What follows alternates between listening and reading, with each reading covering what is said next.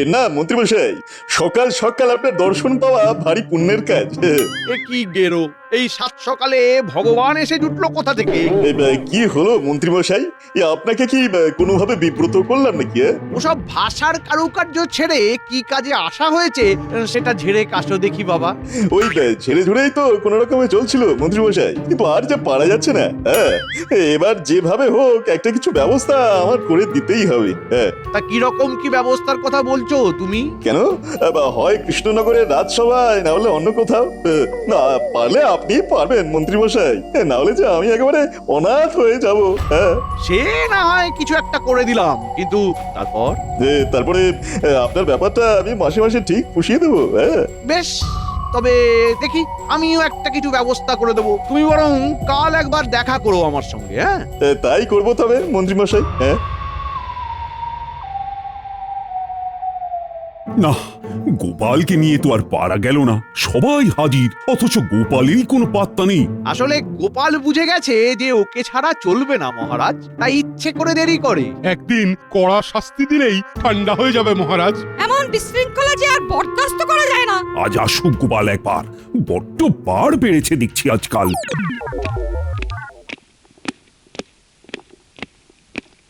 প্রণাম মহারাজ। শুভ সম্ভাষণ পরে হবে, আগে বলো দেখি তোমার প্রতিদিন দেরি করে আসার কারণটা কি? কারণ আর কি বলি মহারাজ, এখন চাষবাসের সময়, যা একটু জমি জায়গায় আছে সেটা দেখতে হয়, তাই দেরি হয়ে গেল। বলো কি গোপাল, তোমাকে নাকি এখন চাষবাস করে খেতে হয়? কি আর করি, যা বেতন পাই তাতে তো আর ভালো করে চলে না। এই যে বলো ভিটেটুকু ছাড়া আর কিছুই নেই তোমার, তাই চাষের জমি কার কাছ থেকে বাগালে শুনি? সবই কপাল মন্ত্রীমশাই। গিন্নি ভাগ্যে পাওয়া শ্বশুর বাড়ির জমি বিক্রি করে কয়েক বিঘে যা করেছি কৃষ্ণনগরে, তাতেই চাষবাস করছি। বেশ বেশ, এ না হয় ভালো করেছো, কিন্তু এখন আর এই সব প্রসঙ্গ তুলে কি লাভ? আমিও তো সেই কথাই বলছি মহারাজ। গোপালের যদি লাভ না হয়, মানে এই বেতনে না পোষায়, তাহলে রাজসভায় আসা ছেড়ে দিক। হ্যাঁ হ্যাঁ, মন দিয়ে তবে না হয় ওই চাষবাসই করুক। আর তাছাড়া গোপালের তো বয়সও হচ্ছে, তাই আজ না হোক কাল ওর বদলে কারোর না কারোর কথা তো ভাবতেই হবে মহারাজ। না না মন্ত্রী, যেমনই হোক আর তেমনই হোক, গোপালকে ছাড়া যাবে না। মহারাজ যতই ধরে থাকুন, আমি কিন্তু বেশ বুঝতে পারছি মন্ত্রীমশাইয়ের ভেতরে ভেতরে নিশ্চয়ই কোনো উদ্দেশ্য আছে। তবে সেটা যে ঠিক কি সেটাই দেখতে হবে। তলায় তলায় মন্ত্রীমশাই অন্য কারোর সাথে যোগাযোগ করছে না তো আবার?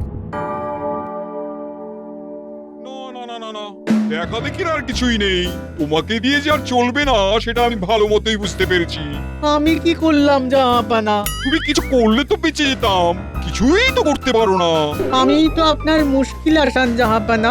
সে ছিল কোনো এক কালে, এখন তুমি নিজেই সাক্ষাৎ মুশকিল। কোনো একটা বুদ্ধি দিয়ে যে আমায় সাহায্য করবে তার বেলায় নেই। কিন্তু আমি ছাড়া আপনার গতিও নেই। কিছু বললে তুমি উজির? না না না, আমি তো নিজের মনেই বিড়বিড় করছিলাম। আর কিছু বলতেও হবে না, যাকে দিয়ে কাজ হবে আমি তার সঙ্গে যোগাযোগ করছি। তোমার উপরে ভরসা করে ফর্সা হতে আমি আর রাজি নই।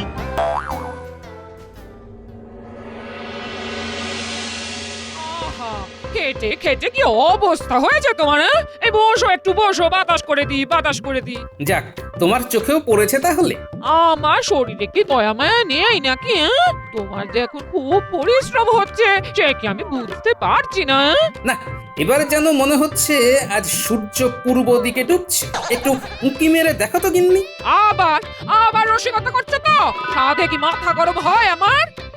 গরম আর হওয়ার কি আছে গিন্নি, সে তো গরমই থাকে।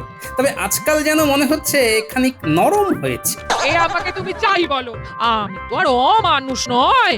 চাষবাস সামলে আবার রাজসভার কাজ, সেখান থেকে ফিরে এসে মাঠে গিয়ে জমিতে জল ধরানো, একা হাতে সব সামলাচ্ছ? হ্যাঁ, তুমি কিচ্ছু ভেবো না দিদা, আমরা দাদুকে চাষের কাজে সাহায্য করব। ছোট হলে কি হবে, আমরা কিন্তু দারুণ কাজের। দরকার পড়লে আমিও হাত লাগাবো দাদু। ব্যাস ব্যাস ব্যাস, এই তো তোমার বাচ্চা বাহিনী এসে গেছে। এবার আর কিসের চিন্তা তোমার? না না, এদের জন্য অন্য কাজ ভাবা আছে আমার। শোন, মন্ত্রী মশাইয়ের উপর নজর রাখতে হবে তোদের। সে আর এমন কি কাজ? মন্ত্রী মশাইকে আমরা একেবারে চোখে চোখে রাখবো।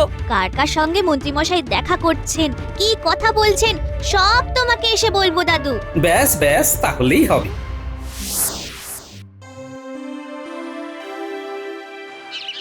খুব কম সময়ে নবাবের চিঠিখানা এসেছে, এবার মনে হচ্ছে ভগবানের একটা হিল্লে হয়ে যাবে। আমি এসে গেছি মন্ত্রীমশাই, হ্যাঁ এসে গেছি। কি সুসংবাদ শোনাবেন আমায়? সু নাকি কু সেটা তো তুমি বুঝবে, তবে কৃষ্ণনগরের রাজসভায় তোমার স্থান করে দিতে সময় লাগবে। বুঝতে পেরেছি, ওখানে নিশ্চয়ই গোপাল জাঁকিয়ে বসেছে, হ্যাঁ তাই তো?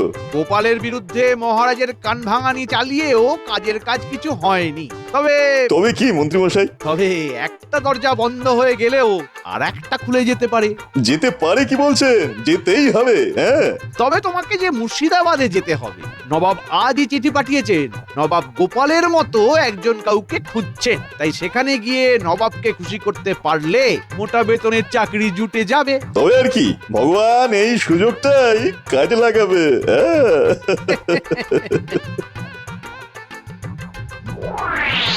যাই, টুকটুক করে গিয়ে চাষের কাজ দেখে আসি আগে, তারপরে না হয় রাজসভার দিকে যাওয়া যাবে। এই তো গোপাল দাদুকে রাস্তাতেই পেয়ে গেছি। দাদু দাঁড়াও দাঁড়াও, তোমার জন্য গরম গরম খবর আছে। মনে হচ্ছে মন্ত্রীমশাইয়ের ব্যাপারে কিছু বলবি। ঠিক ধরেছো, আমরা নিজের চোখে দেখেছি ভগবান দাদা মন্ত্রীমশাইয়ের সঙ্গে দেখা করছে। তাই নাকি? তার মানে এবার এমন কিছু একটা ঘটনা ঘটবে যার জন্য আমাকে সজাগ থাকতে হবে। যাক গোপাল দাদা, তোমাকে হাতের কাছেই পেয়ে গেলাম। সে তো না হয় গেলে, কিন্তু হঠাৎ আমার খোঁজ কেন? আসলে আমরা জানতে চাইছিলাম মুর্শিদাবাদ থেকে সারের গাড়ি কবে ঢুকবে। ভাবনাটা যে একেবারে আমারও হচ্ছে না তা নয়, এবারে সার পাঠাতে নবাব দেরি করছে কেন কে জানে। আসছে না, আসছে না, কিছুতেই মাথায় আসছে না। না না, আমি কিছু ভেবে উঠতে পারছি না। আপনি অতটা অধৈর্য হবেন না জাহাপানা, আপনি একা নন, আমিও তো ভাবছি আপনার সঙ্গে। তাতে হচ্ছেটা কি? ভেবে ভেবে কোনো একটা উপায় বের করতে পেরেছো এতক্ষণে? আগে যাবো না, আমি ভগবান, কৃষ্ণনগরের মন্ত্রীমশাই আমাকে আপনার কাছে পাঠিয়েছেন, হ্যাঁ। আচ্ছা, তবে তুমি? হ্যাঁ যাবো না, আমি আপনার পরামর্শদাতার কাজ করতে পারবো, হ্যাঁ। যাও যাও, আমি থাকতে হুজুরের কাউকে দরকার নেই, পালাও এখান থেকে। না না না না না, এসে যখন পড়েছো তখন সহজে তোমায় আমি ছাড়ছি না। আসলে হয়েছে কি, আমি এখন একটা জটিল সমস্যায় ডুবে আছি। যেখানে সমস্যা সেখানেই তো আমাকে দরকার জাহাপনা। আসলে হয়েছে কি, পুরনো আলু বীজ গুদাম ভর্তি হয়ে পড়ে আছে। আগের বার চাষিরা বর্ধমান থেকে আলুর বীজ নিয়েছিল, এদিকে এখন কৃষ্ণনগরের চাষিরা সার নেবে বলে তাগাদা করছে, কিন্তু সার দিয়ে দিলে আলু বীজের কি হবে? তাই আপনি এমন কিছু করতে চাইছেন যাতে আপনার সার বিক্রি হয়, হ্যাঁ। তার সাথে এই বর্ধমানের আলু বীজ বিক্রির রাস্তাটা বন্ধ করা যায়, হ্যাঁ। একদম তাই, একদম তাই। খুব সহজ ব্যাপার, হ্যাঁ হুজুর। আপনি বরং এখন সপ্তাহ দুয়েক 1 বস্তা সারের সঙ্গে 2 বস্তা আলুর বীজ বিনামূল্যে দিয়ে দিন, হ্যাঁ। আহা, কি একেবারে বুদ্ধি, নবাবকে তুমি পথে বসাবে। সে না হয় দিলাম, তারপর কি হবে? দেখবেন আপনি যেমন চাইছেন তেমনই হবে। তবে তার আগে এই বিনামূল্যে আলু বীজ দেওয়ার প্রচারটা যাতে কৃষ্ণনগরে ভালো করে হয়, তার একটা ব্যবস্থা মন্ত্রীমশাইকে ধরে করে ফেলতে হবে।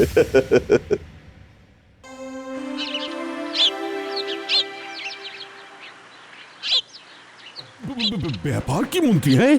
আজ যেন ভয়ানক উত্তেজিত দেখাচ্ছে তোমাকে। সেটা সেটা খানিকটা ঠিকই ধরেছেন মহারাজ। আসলে হয়েছে কি, এতদিনে প্রজাদের জন্য একটা ভালো কিছু ব্যবস্থা করতে পেরে মনটা নিজে নিতে উঠছে। ও মা, মন্ত্রী মশাইয়ের মন নাচে যখন তখন। কিন্তু সেই ভালো ব্যাপারটা কি? খুব শুনতে ইচ্ছে করছে যে। বলছি আসলে হয়েছে কি, নবাবের সাথে কথাবার্তা বলে প্রজাদের জন্য সারের সঙ্গে বিনামূল্যে আলু বীজেরও ব্যবস্থা করেছি আমি। ব্যাপারটা অনেকটা ঘোড়া ডিঙিয়ে ঘাস খাওয়ার মতো হলো না। শোনো, মন্ত্রী হিসাবে আমারও কিছু ক্ষমতা আছে, আর সেটার ব্যবহার করেই আমি মহারাজকে চমকটা দিলাম। সত্যি সত্যি আমি চমকে গেলাম বটে মন্ত্রী। এটা তো খুবই ভালো খবর। কিন্তু এত ভালো ভালো নয় যে মহারাজ। ব্যাস অমনি গোপাল কুটুম কাটুম শুরু করে দিল। এ তোমার কেমন কথা গোপাল? মন্ত্রী ভালো কাজ করলে তার প্রশংসা তো করতেই হবে। না না মন্ত্রী, তুমি এখনই খবরটা প্রজাদের কানে পৌঁছে দেওয়ার ব্যবস্থা করো। শোনো শোনো শোনো, প্রজাদের জন্য খুশির খবর। আগামীকাল থেকেই মুর্শিদাবাদ থেকে আসা কৃষি সার ন্যায্য মূল্য দিয়ে প্রজারা ক্রয় করতে পারবে, আর তার সাথেই বিনামূল্যে আলু বীজও সংগ্রহ করতে পারবে। এই সুযোগ বারবার আসে না, তাই হাতছাড়া করবেন না। এই সুযোগ শুধু 15 দিনের জন্য। শোনো শোনো শোনো। ওহ, এ তো দারুণ খবর। সারের সঙ্গে আলু বীজ একেবারে বিনামূল্যে। বাবা বাবা, নবাব তো তাহলে আচ্ছা ছাড়ের বন্দোবস্ত করেছেন। না, একটু দেরি হলো বটে, তবে খুব ভালো হলো। চলো আজ থেকে গিয়ে কৃষি ভান্ডারে ভিড় জমাই। যত যাই করো, তবে একটা কথা মাথায় রেখো, বিনামূল্যে কোনো কিছুই ভালো নয় কিন্তু। তার মানে তুমি কি বলতে চাইছো গোপাল দাদা? মানে আর কি, আমার মন বলছে শুধু সারের নয়, এই বীজের মূল্য তোমাদের চোকাতে হবে। হ্যাঁ, সে কি, এ আবার কেমন কথা? এটা তুমি ঠিক বলছো না গোপাল দাদা। কথা যেমনই হোক, পরে যাতে ব্যথা না পাও তাই সাবধান করে দিলাম। সবাই এই সুযোগ নিলেও আমি কিন্তু নেব না। না না, আমরা কিন্তু এই সুযোগ ছাড়তে পারবো না। না, ছাড়তে না চাইলে ছেড়ো না, তবে এটাও শুনে রাখো, আমার সাবধান করার কাজ আমি করেছি, বাকিটা তোমরা যথাসময়ে টের পাবে। ঢের লোক দেখেছি, তবু তোমার মতো দেখিনি। বাবা বিনা পয়সায় আলুর বীজ দিচ্ছে আর তুমি নেবে না? ওই বিনে পয়সায় দিচ্ছে বলেই তো নেব না। এটা তোমার কেমন গোয়ার তুমি? নিলে অসুবিধাটা কোথায়? নিলে সুবিধাও যে খুব একটা হবে না গিন্নি, এত কাঁচা কাজ নবাব অন্তত করবে না। আর তাই তুমি এখানে ঠুকে বসে থাকবে, নড়বে না? তুমি এখনো বসে আছো দাদু? ওদিকে তো বীজ আর সার নিতে সবাই সেই ভোর থেকে দাঁড়িয়ে পড়েছে। মনে হচ্ছে ভালোই কুতকুতি আর ধাক্কা ধাক্কি হবে। আমার মনে হচ্ছে ওই জন্যেই দাদু ওখানে যাচ্ছে না। কি গো, শুনলে তো এবার? সবাই চলে যাচ্ছে, সবাই চলে গেছে। তাহলে কি সবাই বোকা আর তুমি একা চালাক? সেটাই তো ভাবছি, চালাকিটা তাহলে করছে কে? মন্ত্রীমশাইয়ের সঙ্গে ভগবানকে দেখা গেল, তারপর মন্ত্রীমশাই নবাবের সাথে রফা করার কথা বলল। না না না, এর মাঝে নিশ্চয়ই ভগবান কোনো একটা কলকাঠি নাড়ছে। কি হলো দাদু, কোনো গোলমাল হচ্ছে? গোলমাল তো আছেই রে, অবশ্যই আছে। তোরা কিন্তু মন্ত্রীমশাইয়ের উপর নজরদারি চালিয়ে যা, বুঝলি? ওদিকে খবর কি উজির? তোমার হিসেব কি বলছে? মজুত করা আলু বীজ বেশ অনেকটাই হালকা হয়ে গেছে জাহাপানা, তবে বীজ বাবদ একখানা করিও আমদানি হয়নি। এবার হবে যাবো না। সে তো তুমি সেই কবে থেকেই বলে যাচ্ছ, কিন্তু হচ্ছে আর কই? এক বস্তা করে সারে কি আর চাষ হবে যাবো না? তার মানে সার আরো কিনতে হবে, আর এবার শুধু সার কিনতে হবে, আলুর বীজ আর পাবে না। তাতে আর ওদেরই বা কি হবে, আর নবাবেরই বা কি হবে? হবে হবে, এবারে যে সারের দাম দ্বিগুণ করে দিতে হবে। বলতে হবে সারের দাম হঠাৎ বেড়ে গেছে, আমদানি নেই, আসলে বীজের দামটা এবারে সারের উপরে চাপিয়ে দিতে হবে। আর এখন সার চাষিদের কিনতেই হবে, আর নতুন করে কোথাও থেকে বীজও কিনতে পারবে না, কারণ বীজ নেওয়া হয়ে গেছে। অল্প যা লাগবে সেটা আমার কাছ থেকেই নিতে হবে, না হলে দু রকম বীজ হয়ে যাবে। তোফা তোফা বুদ্ধি তোমার ভগবান, তোফা। তাহলে বীজের দামও উঠে আছে কিনা বলুন যাবো না? না না না না না, আমার কিছুই বলার নেই। আমার এখন একটাই কাম, আর সেটা হলো তোমাকে ইনাম দেওয়া। সবাই সমান, সবাই সমান, সব কটা সমান। কাজের বেলায় কাজী, আর কাজ ফুরালেই পাজি। তখন থেকে নিজের মনে কি বিড়বিড় করছো বলো তো? তোমার কি পেট গরম হলো নাকি, নাকি মাথা? বুঝবে না, বুঝবে না গিন্নি, তুমি বুঝবে না। আমার যে কি হচ্ছে তুমি বুঝতে পারবে না। না বোঝালে বুঝবো কেমন করে? তুমি কি আমাকে বলেছো কিছু? বললেই যেন তুমি সব বুঝবে। হ্যাঁ, ওই ভগবানটা নবাবের কাছে সেদিয়ে গিয়ে আমার পাওনা গন্ডা ভুলে গেল। এবার মাসে মাসে আমি যে নগদ পাবো ভেবেছিলাম, তার কি হবে? হ্যাঁ, তার কি হবে? আমার কিন্তু কথার দাম আছে মন্ত্রীমশাই। হ্যাঁ, এই যে যেমন পেয়েছি তার থেকেই দিচ্ছি, পরে আবার দেব।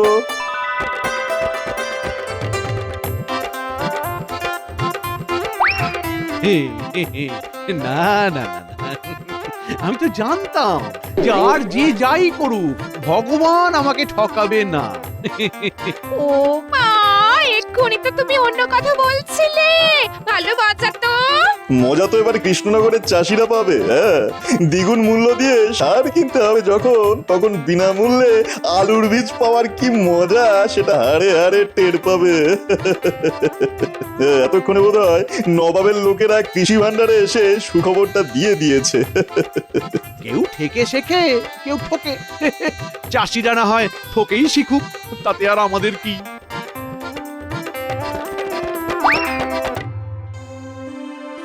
চললাম গিন্নি, চাষের জমিখানা কেমন তৈরি হয়েছে দেখতে চললাম। দেখে আর কি হবে?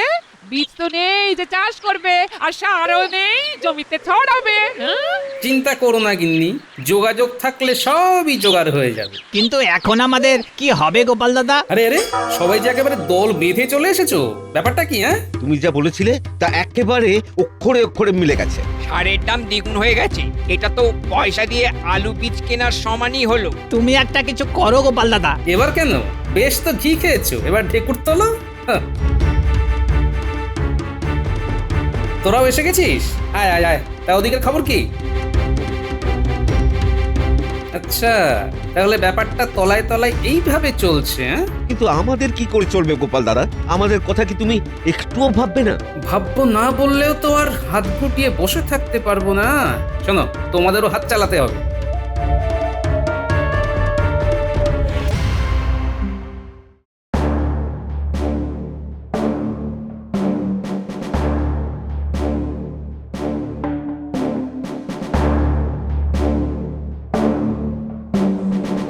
প্রণাম মহারাজ।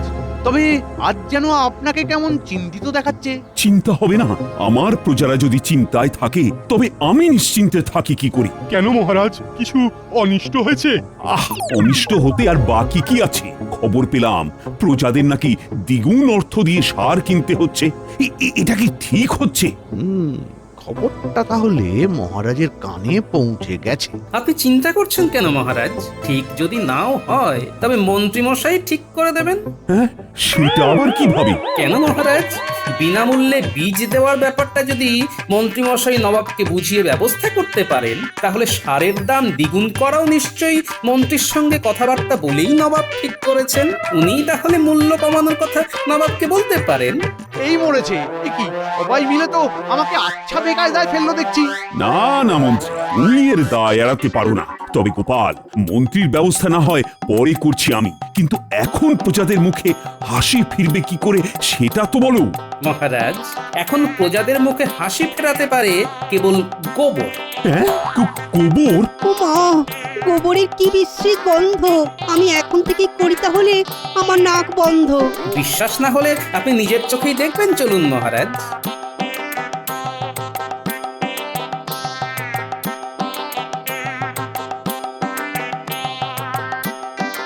গর্তটা বেশ অনেকটাই কাটা হয়েছে। নে, এবার গোবর এনে ফেলে যা। ওহো, গোপাল দাদা আচ্ছা একখানা বুদ্ধি দিয়েছে বটে। তবে মিলেমিশে কাজ করলে আমাদের মুখে হাসি ফুটবেই ফুটবে। আসুন মহারাজ, একটু দেখে শুনে গোবর বাঁচিয়ে আসুন।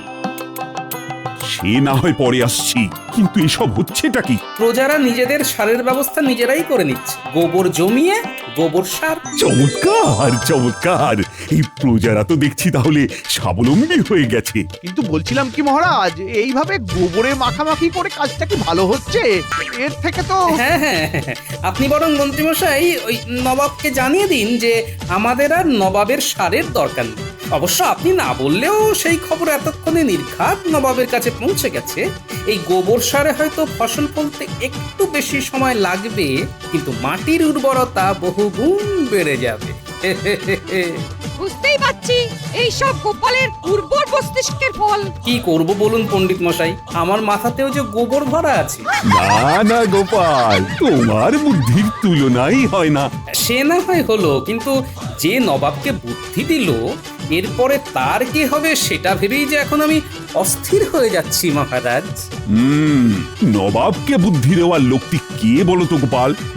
আমার মন্ত্রী সেই গুণধর নয় তো? না না, ঠিক মন্ত্রী মশাই নন, তবে ওনারই অনুপ্রেরণায় ভগবান নবাবের কাছে গিয়ে এইসব কলকাঠি নেড়েছে। আর কাঠি করলে যে লাঠির বাড়ি খেতে হয় সে কে না জানে মহারাজ। ওই ওই ভালো করে সর্ষের তেল মাখিয়ে একটা লাঠি আনো দেখি।